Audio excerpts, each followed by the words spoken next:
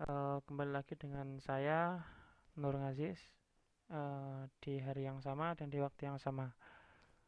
Semoga kalian tetap semangat dalam mengikuti sekolah dengan model seperti ini. Ya mau gimana lagi karena memang keadaan yang menuntut kita untuk bisa beradaptasi. Ya meskipun awal-awalnya berat, mungkin nanti lama-kelamaan juga akan menjadi happy dan menjadi terbiasa.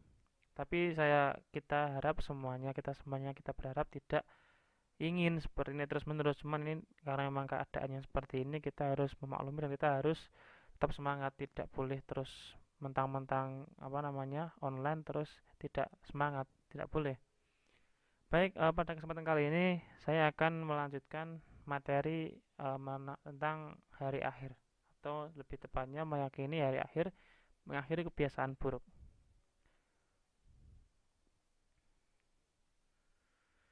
Apa itu hari akhir? Hari akhir adalah eh, hari di mana kehidupan di bumi, kehidupan di seluruh dunia itu akan berakhir, maka dinamakan hari akhir. Hari akhir lazim dikenal dengan nama hari kiamat. Hari kiamat merupakan rukun iman yang kelima yang harus kita imani. Yang pertama adalah rukun iman itu pertama iman kepada Allah, iman kepada malaikat, kepada kitab, kepada rasul, kepada hari akhir, dan yang terakhir kepada qada dan qadar. Lah, enam hal ini merupakan satu kesatuan dari rukun iman yang harus kita imani, tidak boleh tebang pilih salah satunya. Kemudian dinamakan hari akhir ya memang tadi itu karena memang hari kehidupan di dunia itu akan berakhir. Semua manusia, semua kehidupan itu akan berakhir sekalipun sang peniup sangkakala yaitu malaikat Israfil. Beliau juga nanti pada akhirnya akan meninggal, akan berganti di kehidupan yang selanjutnya yaitu eh, kehidupan di akhirat. Jadi kehidupan dunia berakhir, kemudian menuju kehidupan selanjutnya yaitu kehidupan di akhirat. Itulah hari kiamat. Secara definisinya seperti itu. Kemudian berbicara mengenai kiamat, kiamat menurut ulama itu dibagi menjadi dua. Pertama kiamat sugro dan yang kedua adalah kiamat kubro. Sugro sendiri secara bahasa bermakna kecil, sedangkan kubro secara bahasa bermakna besar. Kemudian untuk lebih detailnya kita akan membahas satu persatu. Kiamat sugro adalah kiamat kecil, yaitu terjadinya kematian yang menimpa sebagian umat manusia. Misalnya kematian karena kecelakaan, tsunami, tanah longsor, dan lain sebagainya. Jadi kiamat sugro itu identik dengan kematian. Itulah namanya kiamat sugro. Seperti halnya terjadi bencana, entah tanah longsor, gempa bumi, banjir, tsunami, gunung meletus dan sebagainya sehingga mengakibatkan kematian. Lah itulah namanya kiamat sugro. Kemudian selanjutnya adalah kiamat kubro. Apa itu kiamat kubro? Kiamat kubro adalah kiamat besar karena kubro sendiri secara bahasa artinya besar, yaitu terjadinya kehancuran yang menimpa seluruh alam semesta. Kiamat kubro dialami oleh semua makhluk hidup tanpa terkecuali. Yang hanya menyisakan yaitu Allah saja karena dia adalah zat yang maha abadi, tidak akan rusak sekalipun oleh kiamat. Kemudian gempa bumi ini gempa bumi maaf. Kemudian kiamat kubro ini ditengarai dengan tiupan sangkakala. Sangkakala ditiup dua kali. Tiupan pertama itu semua manusia akan hancur.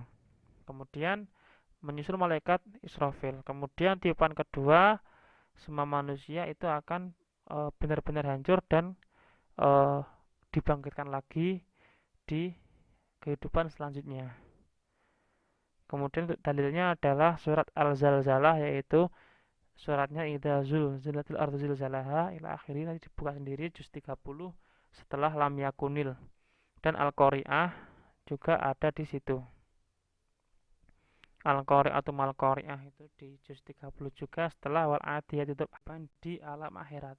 Jadi setelah di alam dunia kita hidup, kemudian kita beranjak menuju alam yang lain, itu alam akhirat. Bagaimana proses kehidupan di alam akhirat?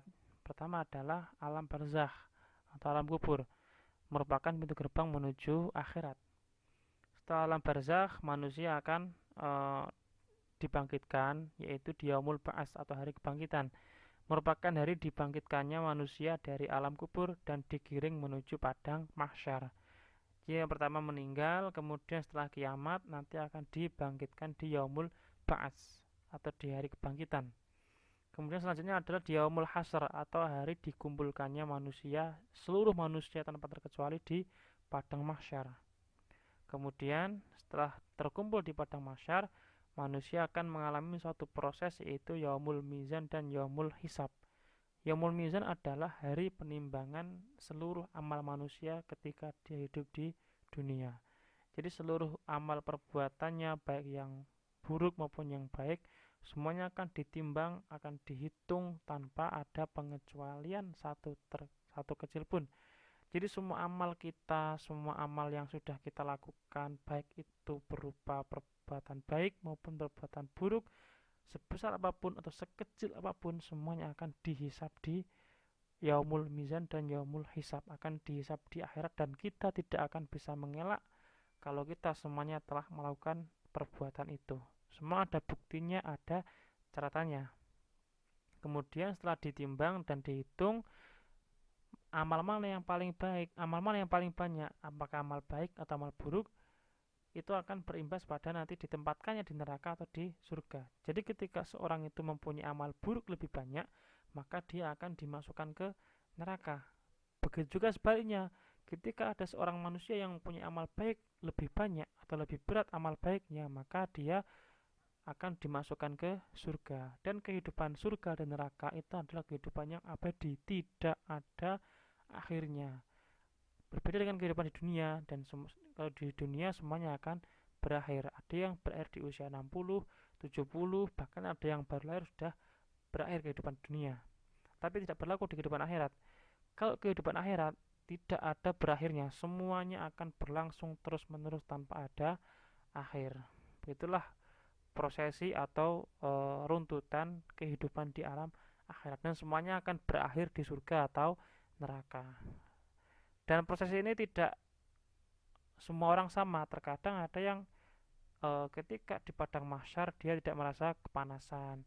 Terkadang ketika nanti melewati atau digiring di menuju padang mahsyar dia tidak merasa berat, tidak merasa lelah dan lain sebagainya. Semua tergantung pada amal perbuatan yang dilakukan ketika hidup di dunia. Itulah kiranya secara umum mengenai tema hari akhir. Memang terkadang akhir-akhir ini kita sering mendengar mengenai ramalan-ramalan kapan terjadinya kiamat. Bagaimana kita menanggapi itu? Ya, simpel-simpel saja. Kiamat itu adalah rahasia Tuhan, rahasia Allah. Tidak ada yang tahu kecuali Allah. Bahkan Nabi Muhammad pun tidak tahu.